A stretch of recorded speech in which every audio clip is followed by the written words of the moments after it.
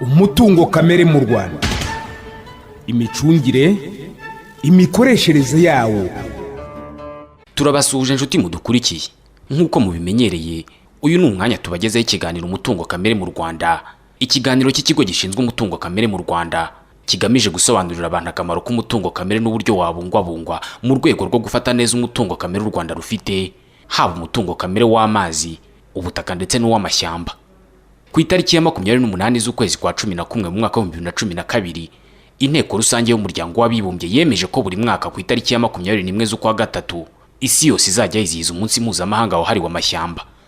Kuri uyu munsi ibihugu bizirikana akamaro k'ubwoko bwose bw'ibiti by'amashyamba imbere mu bihugu, ndetse hagafatwa ingamba zo kubibungabunga no kubyongera. Ibikorwa kuri uyu munsi u Rwanda rumaze igihe kinini rubikora, ku buryo uyu munsi u Rwanda ruri mu bihugu bya mbere muri Afurika bibungabunga amashyamba, ndetse uburyo u Rwanda rukoresha muri mwene ibi bikorwa ubu rwamaze kwiganwa na byinshi mu bihugu byo ku mugabane wa Afurika. Umunsi mpuzamahanga wahariwe amashyamba muri uyu mwaka wahawe intego yo kuzirikana akamaro k'amashyamba mu gutuma abatuye isi babona amazi meza kandi ahagije. Ku Rwanda, umunsi mpuzamahanga wahariwe amashyamba muri uyu mwaka wa 2016 wanabaye umwihariko kuko wahujwe no gufungura ku mugaragaro ikigo gishinzwe kubungabunga ubutaka n'amashyamba mu karere ka Afurika y'Amajyepfo n'Iburasirazuba, ikigo kigiye gukorera mu Rwanda. U Rwanda rwagiriwe icyizere cyo gukorerwamo n'icyo kigo kubera umurava wa leta y'u Rwanda mu kubungabunga amashyamba n'ibidukikije muri rusange. Muri iki kiganiro turaganira ku migendekere yo kwizihiza umunsi mpuzamahanga wahariwe amashyamba mu Rwanda, umunsi wizihijwe tariki ya 21 z'ukwezi kwa gatatu muri uyu mwaka wa 2016. Turi kumwe na Minisitiri w'umutungo kamere mu Rwanda, Dr Vincent Biruta. Arasobanura uburyo leta y'u Rwanda yashyizeho mu kurushaho kubungabunga ibidukikije kandi hananozwa imibereho y'abanyarwanda. Muri iki kiganiro kandi turakira umuyobozi ku rwego rw'isi w'ihuriro mpuzamahanga rigamije kubungabunga ibidukikije IUCN, Bwana Stewart Magnus. Araduha isura y'u Rwanda mu ruhando mpuzamahanga kubirebana no kubungabunga ibidukikije, by'umwihariko mu kwita ku mashyamba. Turi kumwe n'umuyobozi mukuru w'ikigo gishinzwe umutungo kamere mu Rwanda, Dr Emmanuel Nkurunziza. Aratugaragariza aho u Rwanda rugeze mu gushyira mu bikorwa intego rwihaye yo kuba rwateye ibiti ku buso bungana na 30% by'ubuso bwose bw'igihugu mu 2020. Turakira kandi impuguke mu by'amashyamba, Professeur Jean Duwamungu, umwarimu muri kaminuza y'u Rwanda mu ishami ry'ubuhinzi. Araza gutanga inama ku cyakorwa kugira ngo imbogamizi zihari mu kugera ku ntego u Rwanda rwihaye mu birebana no kubungabunga amashyamba ziveho cyangwa ntizigire ingaruka zisiga. Izi ngingo nizo tugiye kugarukaho mu kanya muri iki kiganiro umutungo kamere mu Rwanda. Ni ikiganiro mutegurirwa n'ikigo gishinzwe umutungo kamere mu Rwanda. Nge tugiye kubana muri iki kiganiro ndi Ismael Mwanafunzi.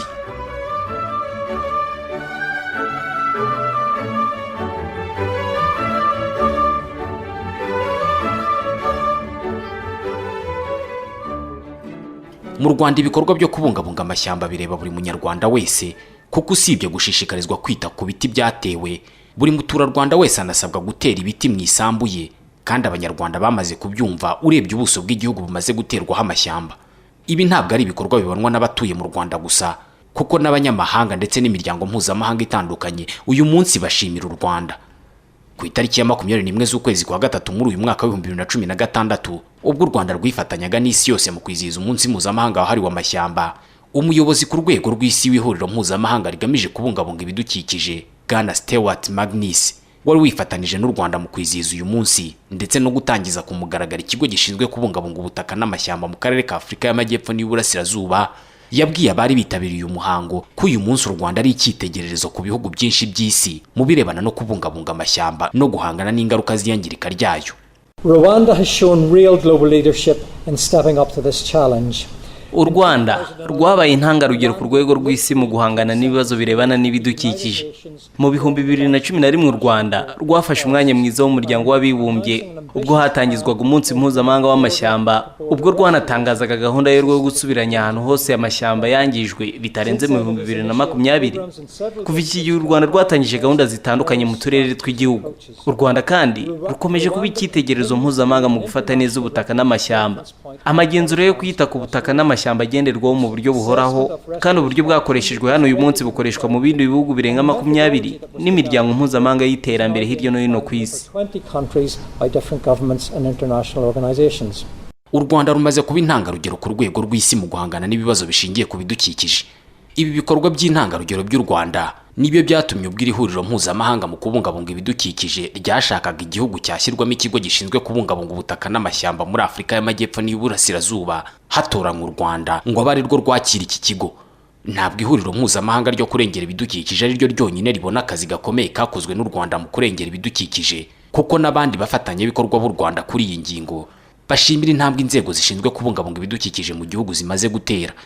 The government of Rwanda have demonstrated global leadership by committing to the Bonn Challenge target of restoring 2 million. Leta y'u Rwanda yagaragaje kuba ku mwanya w'imbere ku rwego rw'isi mu gushyira mu bikorwa intego zemerejwe i Bonn mu Budage, ubwo yatangiraga gusimbura hegitari miliyoni 2 z'amashyamba y'u Rwanda yangijwe bigomba gukorwa bitarenze mu mwaka w'2020. Ibi bigira u Rwanda igihugu cya mbere muri Afurika kigaragaje ubushake bwo kubungabunga ubutaka bwangijwe harengerwa ibinyabuzima rusange. Ibi bizatuma murushaho kunoza ubuzima bw'abaturage kandi munoze neza uburyo bwo kubona amazi ndetse mugabanye iyoherezwa mu kirere rya carbone. Bizatuma kandi ubukungu buzamuka. Nizera ko leta y'u Rwanda yakoze akazi k'indashyikirwa mu kubungabunga amashyamba y'igihugu no kongera ubusateyeho. Ntabwo ariko dukwiye kwibagirwa ko u Rwanda ari kimwe mu bihugu bituwe ku buryo bucucitse ku isi. Niba nibuka neza n'abaturage barenga 430 kuri buri kilometero kare imwe. Birumvikana ntabwo byari akazi koroshye, ariko leta y'u Rwanda yakoze akazi keza cyane. Hagati y'umwaka wa 2012 na 2014 Minisiteri y'Ubudage ishinzwe ibidukikije yateye inkunga Minisiteri y'Umutungo Kamere na IUCN gukora ubushakashatsi ku isimbuzwa ry'amashyamba yangijwe mu Rwanda. Mu kwa gatandatu mu mwaka wa 2015 leta y'u Rwanda ku bufatanye na IUCN na WRA basohoye raporo ku bushakashatsi bw'isimbuzwa ry'amashyamba yangijwe mu Rwanda. Raporo yafashije mu kumenya ahantu hagomba kwitabwaho no kubungwabungwa. Opportunity assessment and mapping report that help to identify priority landscape to be restored. Ibikorwa byose bikubiye muri ubu bufatanye u Rwanda rwabibyaje umusaruro ku buryo uyu munsi intego u Rwanda rwihaye yo kuba rwateye amashyamba kuri 30% by'ubuso bwose bw'igihugu bitarenze mu 2020. Iyi ntego ishobora kuzagerwaho mbere y'uko uyu mwaka ugera. Nabwira yuko intego twihaye muri Vision 2020 y'igihugu yo kugera kuri 30% y'ubuso bw'igihugu buriho amashyamba tugiye kwigeraho mbere y'uko nicyo gihe kigera, kuko ubu tugeze kuri 29 n'ibice bitandatu. Twibwira yuko 2018 tuzatwageze kuri iyo ntego. Ubuso rero twateganije buzagerwaho, ariko icyo navuga nuko tutagarukira aho ngaho, kuko igihugu cyacu hari n'intego kihaye cyo kuba cyasubiranya ubutaka bwacyo bwose aho byagiye byangirika, tuvanga ibiti n'imyaka n'ibindi bikorwa byo kurengera ubutaka bw'igihugu. Uyu munsi ngira ngo iyi gahunda muri 2011 ubwo yemezwaga ku rwego mpuzamahanga, u Rwanda rwiyemeje ko ruzasubiranya ubutaka bwarwo bwose. Uyu munsi rero hari ibikorwa byinshi mu gihugu, urebye buri karere harimo ibikorwa bijyanye no gutera amashyamba, bijyanye no kubungabunga ubutaka. Nibwira yuko intego twihaye tuzashobora kuyigeraho. Uyu munsi rero nkuko nabivuze, nk'amashyamba yo gutera tugeze kuri 30%, hafi ubwo butaka bwose burabungabunzwe, ariko n'ubundi dufatanije na za minisiteri zindi nka Minisiteri y'Ubuhinzi turimo gukora amaterasi kugira ngo turengere ubutaka bwacu bugenda bujya mu bibaya. Dufite n'umushinga munini ujyanye no kubungabunga umutungo kamere w'amazi, nawo uzafasha kugira ngo tubungabunge ibyogogo by'amazi nabyo bifate bwa butaka bwagendaga. Nibwira yuko rero no kuba haje iki kigo kije gukorera mu Rwanda bizadufasha kugira ngo ubumenyi bushobore kugaragara, tubikore mu buryo bwihuse. Ibi byumvikanisha ko usibye ubufatanye n'imiryango mpuzamahanga, ubufatanye hagati y'inzego z'imbere mu gihugu nabwo ari ingingo yibanze mu gusohoza intego u Rwanda rwihaye. Uyu munsi u Rwanda rufite imbogamizi ikomeye y'isuri itwara ubutaka kuri imwe mu misozi ihanamye mu gihugu. Ubufatanye bw'inzego mu gihugu ndetse n'imiryango mpuzamahanga niyo nzira yibanze izatuma iki kibazo gikemuka. We face a unique set of challenges when it comes to forests and water in Rwanda. In fact, over 40 turimo turahangana n'imbogamizi imwe ikomeye mu birebana n'amashyamba ndetse n'amazi hano mu Rwanda. Mu by'ukuri toni zirenga ibihumbi 40 z'ubutaka buri mwaka zitwarwa n'isuri zikajya mu migezi itarinzwe mu buryo bukwiye. Ibi bituma ifumbire igenda bikagira ingaruka ku musaruro w'ibikomoka ku buhinzi. Leta y'u Rwanda yashyizeho uburyo bwo kurinda ubutaka n'amashyamba, aribwo bwo kwintego yo kongera ubuso buteweho amashyamba bukagera kuri 30% no gutanga amazi meza ku kigero cy'100%, bigakorwa hagabanywa isuri no kongera uburyo bwo kuyayungurura. Bitewe n'imiterere y'iki kibazo n'ibisubizo gisaba, dukwiye gukorera hamwe.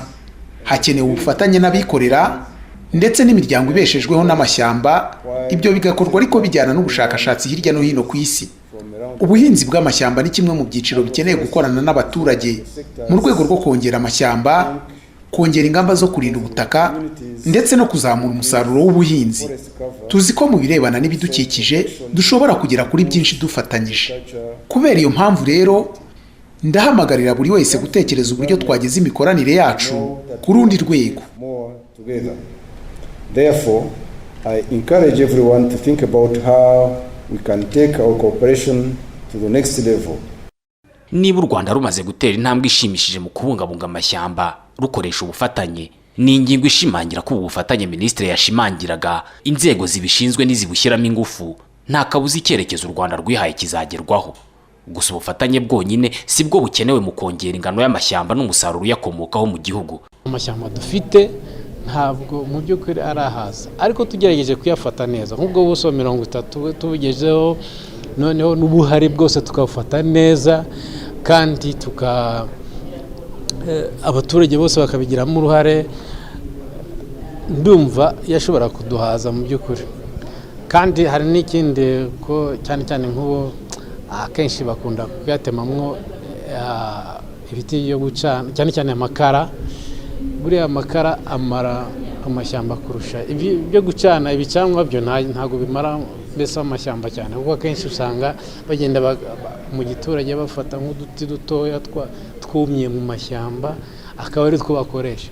Ariko mu guca amakara ugomba gutema igiti mbese ugasarura ishyamba mu by'ukuri. Iyo usaruye ishyamba rero akenshi amakara niyo ashobora kumara amashyamba.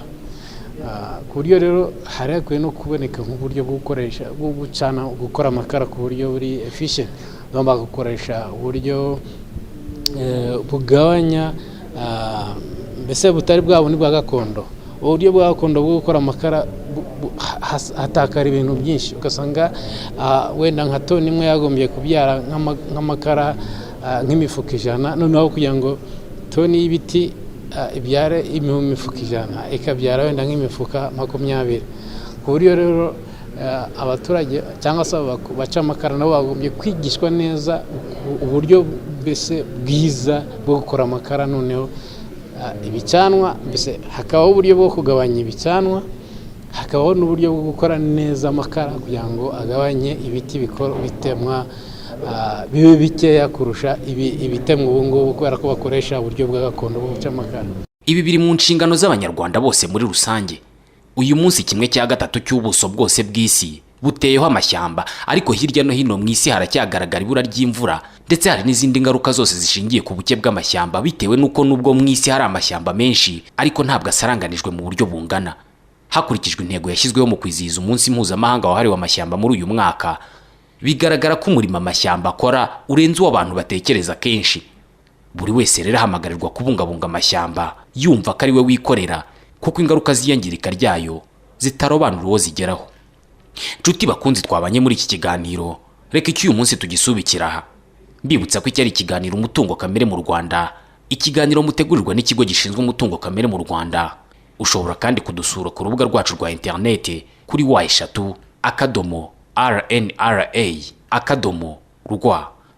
Njye wabagezaga iki kiganiro ndi Ismael Mwanafunzi. Mugire ibihe byiza.